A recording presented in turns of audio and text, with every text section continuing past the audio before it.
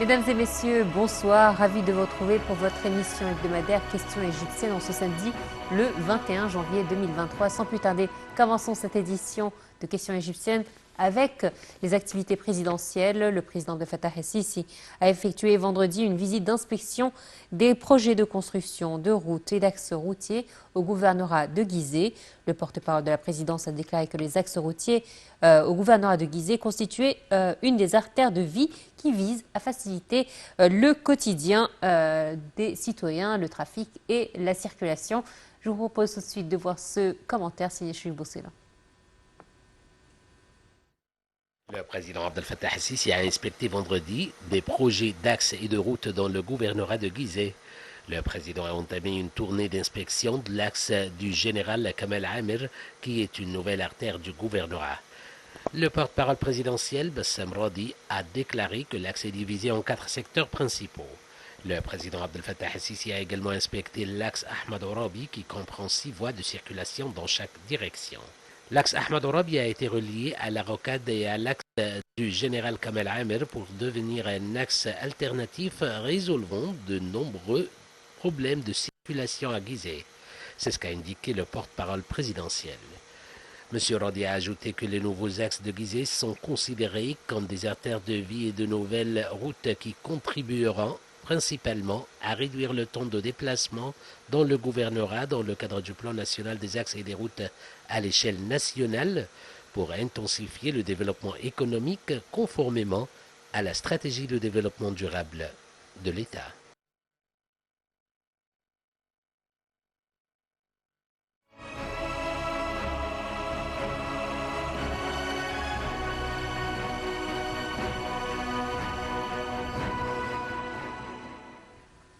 Et pour notre sujet d'aujourd'hui qu'on va traiter, c'est aussi une des activités présidentielles. Il s'agit d'un sommet tripartite entre l'Égypte, la Jordanie et la Palestine qui s'est tenu mardi dernier entre le président Abdel Fattah el-Sisi, son homologue palestinien, et le roi Abdallah II de Jordanie. Et justement pour en parler plus en détail, nous avons le plaisir d'avoir par téléphone Mme Sharihan Kamash, chercheuse en sciences politiques et analyste politique. Bonjour. Bonsoir. Bonsoir. Alors, c'est vrai que c'est un sommet très important qui s'est tenu mardi dernier, donc entre le président Abdel Fattah el-Sisi, son homologue palestinien, et le roi Abdallah II de Jordanie. Ils ont bien évidemment évoqué les développements de la question palestinienne à la lumière de ce qui se passe actuellement. On dit que le gouvernement israélien n'a jamais été plus à droite qu'actuellement avec le gouvernement actuel. Est-ce que on devrait craindre justement plus de colonisation, plus de violence durant les prochaines périodes? Bon, tout d'abord, je veux souligner l'importance du sommet concernant la cause palestinienne. Les 3 pays, ou les Palestine, l'Égypte et la Jordanie, les 3 États essayent toujours de trouver des solutions pour arriver finalement au paix global. Et bien sûr, on connaît très bien l'importance pour la Palestine, d'après l'histoire, et aussi le grand rôle que l'Égypte joue toujours pour la cause palestinienne. Donc, tout ce que je peux dire qu'ils font beaucoup d'efforts conjoints pour parvenir finalement à une paix durable et aussi par des solutions. Mais concernant la question de violence dans les jours, je ne pense pas, parce qu'on essaye toujours de trouver des solutions d'après la dialogue, d'après les d'après les enfants. On essaie de trouver toujours des solutions acceptables d'après tous les partis, que ce soit israélien ou palestinien. Donc, c'est juste ce qui se passe au monde entier concernant l'économie et la guerre russie-ukrainienne et tous les États des pays autour de. Je pense qu'il y a la chance de plus de violence. L'Égypte essaie aussi de trouver une façon de dialogue. Il essaie de faire toujours contrer tous les partis Et ça se voit que l'équipe joue très important. Et bien sûr, c'est le seul pays qui peut contacter tous les partis concernant Hamas, Fatah, Israël ou le gouvernement israélien, Palestine. Donc, on peut contacter tous les partis et faire des dialogues tous les partis, que ce soit différentes stratégies. Donc, finalement, je pense qu'on peut parler, on peut faire un dialogue et finalement arriver au pays. Oui, vous avez parlé d'une chose très importante, c'est que effectivement, il faut un retour au dialogue, un dialogue inter-palestinien, car nous savons que la Palestine est également divisée au niveau de sa politique, et peut-être que lorsqu'il y aurait un terrain d'entente entre les Palestiniens, on pourra éventuellement parler d'une voie commune de négociation et de cette solution à deux États. Exactement. Donc, bien sûr, il y a avoir une stratégie commune entre tous les partis dans Palestine.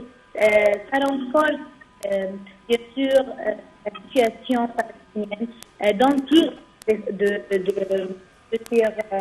de force concernant la cause palestinienne sur la politique régionale et internationale. Donc, c'est sûr et certain qu'avoir une seule stratégie qui ressort de Palestine et ça va bien sûr renforcer le rôle ou la solution où finalement on veut arriver finalement, je peux dire que la solution des deux États. Mais on voit que d'autre part, il n'y a pas d'efforts qui sont faits de la partie israélienne. Là, au contraire, la colonisation reprend, les violences reprennent. Là, on vient de le dire dans le journal, un Palestinien a été abattu par un Israélien aujourd'hui. Donc c'est vrai qu'il y a une montée de violence qui ne cesse. Et comme je vous le disais en début d'émission, le gouvernement israélien n'a jamais été autant plus à droite dans sa politique qu'en ce moment même. Benjamin Netanyahou est revenu avec de nouveaux alliés d'extrême droite et c'est vrai que ceci pourrait nous inquiéter concernant les prochains jours à venir. Bon, bien sûr, concernant ce problème ou ce point, que ce soit le gouvernement israélien maintenant plus droite ou non, pour l'Égypte, ça nous égal. Parce que finalement, on veut arriver aux solutions et on veut arriver pour les résultats qu'on a besoin. On a besoin, bien sûr, d'arriver au droit pour le peuple palestinien. On a besoin de faire la paix dans la région. On a besoin de voir des États que la Palestine a un État qui vit à côté d'Israël, les deux États à côté de l'autre. Donc, c'est ça ce qui nous intéresse finalement. Oui, mais ça nous intéresse. Oui, mais le problème, c'est que ça nous intéresse à tous. Mais le problème, c'est que le gouvernement israélien qui a été élu récemment, ça ne l'intéresse pas. Donc, on revient à la case départ. Et c'est pour ça qu'il y a eu ce sommet tripartite. Bon, vous avez raison, mais finalement, ce que l'Égypte a besoin, c'est de progresser les relations entre l'Égypte et Israël finalement. Et aussi, on a besoin de trouver plus de développement concernant la cause palestinienne avec tous les gouvernements israéliens pour la scène internationale et régionale. Donc, que ce soit le gouvernement israélien, on trouve toujours une façon de communiquer, on trouve toujours une façon de communiquer avec le gouvernement et le ministre trouve dans le fond. Alors c'est vrai que l'Égypte s'est toujours souciée de la question palestinienne, de la cause palestinienne, de par ses relations historiques, mais aussi de par ses frontières historiques. Les frontières qui nous lient, bien évidemment, sont fortes et sont présentes et l'intérêt est commun. Et c'est vrai que le président Abdel Fattah el-Sisi, depuis le début de son premier mandat, a toujours fait part de son intérêt, de son souci vis-à-vis de la cause palestinienne de la nécessité de préserver les droits légitimes des Palestiniens et ne plus faire de division et au contraire d'offrir aux Palestiniens un État auquel ils ont de droit. Exactement. Le président Abdel Fattah el-Sisi, bien sûr, il travaille toujours, il bouge toujours, il fait beaucoup d'étapes pour finalement arriver pour toujours une globale pour Palestine. Donc, je pense que ce que je vois d'après les sommets qui sont passés, d'après aussi l'effort que l'Égypte a fait, comme on a vu la pour cesser le feu entre Israël et Palestine, ça montre comment le rôle palestinien est tellement grand. Ça montre bien sûr, d'après aussi l'histoire, d'après les années 30, l'Égypte a bien soutenu et a fait beaucoup et grand pour la cause palestinienne et le peuple palestinien. Aussi, nous sommes entrés des guerres pour Palestine, donc la cause palestinienne, elle a toujours la priorité, elle a toujours l'importance, la plus grande cause dans les causes que l'Égypte s'intéresse à. Donc, on a toujours une responsabilité en Palestine, le peuple palestinien. On va toujours continuer de faire ça. Et ça soit aussi de la construction que l'Égypte fait en Palestine. Donc, c'est un grand plan, c'est une stratégie, une belle stratégie pour l'Égypte d'entrer à Palestine et faire une reconstruction pour bien être pour le citoyen palestinien. Où est le rôle de la communauté internationale face à ce conflit israélo-palestinien? Bon, bien sûr, la communauté internationale, ça se voit et tout le monde connaît que Jérusalem est une ville sacrée pour toute l'humanité. Elle toujours devrait être comme ça. Donc, elle est un symbole de paix et d'harmonie, un clé de stabilité dans la sécurité et de la sécurité sur régionale et internationale. Donc, ce qui est bien sûr, ça se voit que la communauté internationale essaye de trouver la paix aussi entre les deux. D'après les pays arabes, c'est bien sûr que c'est un seul et c'est plus acceptable la solution des deux États. Donc vous pensez qu'il est urgent justement de revenir sur la table des négociations, discuter entre différentes parties pour pouvoir trouver une solution? Donc c'est sûr qu'il a besoin de trouver une solution juste et globale pour cette cause.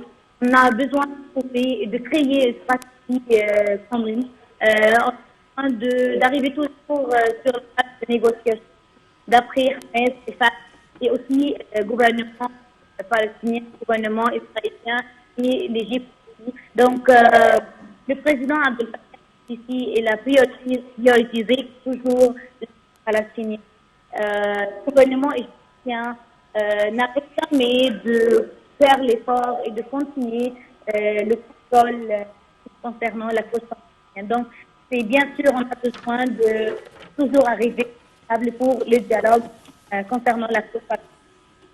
Sherihan Kamash, chercheuse en sciences politiques et analyste politique, merci à vous d'avoir été de nôtres pour nous parler justement de ce sommet tripartite entre le président Abdel Fattah el-Sisi, son homologue palestinien Mahmoud Abbas et le roi Abdallah II de Jordanie, où ils ont traité donc de la question palestinienne, des développements de la situation donc en Palestine. Merci à vous. Voilà, c'est ainsi donc que prend fin cette édition de Questions égyptiennes. Merci de nous avoir suivis et excellente suite de programmes sur la TV internationale. À très bientôt. Au revoir.